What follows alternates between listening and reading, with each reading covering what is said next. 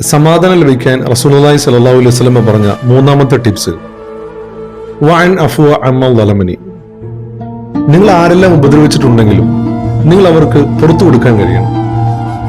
ഏറ്റവും നല്ല പ്രായോഗികമായ ഒരവസ്ഥയാണ് റസൂലുള്ളാഹി സ്വല്ലല്ലാഹു അലൈഹി വസല്ലം ഈ ഒരു വിഷയത്തിൽ പഠിപ്പിക്കുന്നത്.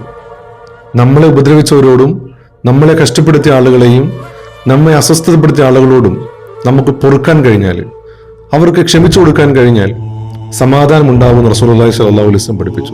ഇന്ന് മനുഷ്യന്റെ മനസ്സമാധാനത്തിന്റെ പ്രധാനപ്പെട്ട കാരണം തന്നെ മറ്റുള്ള ആളുകളോടുള്ള വിദ്വേഷമാണ്.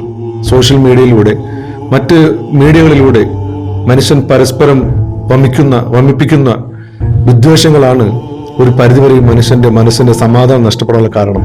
അവിടെ റസൂലുള്ളാഹി പറഞ്ഞത് വഅഫു അമ്മൽ വലമനി, നിന്നെ ഉപദ്രവിച്ചവരോട്, നിന്നെ അസ്വസ്ഥതപ്പെടുത്തിയ ആളുകളോട് നിനക്ക് പുറത്തു കൊടുക്കാൻ കഴിയുമെങ്കിൽ നിനക്ക് സമാധാനം ഉറപ്പാണെന്ന് റസൂലുള്ളാഹി സ്വല്ലല്ലാഹു അലൈഹി വസല്ലം അബൂ ഹുറൈറ റളിയല്ലാഹു അൻഹു ഉപദേശിക്കുന്നുണ്ട്.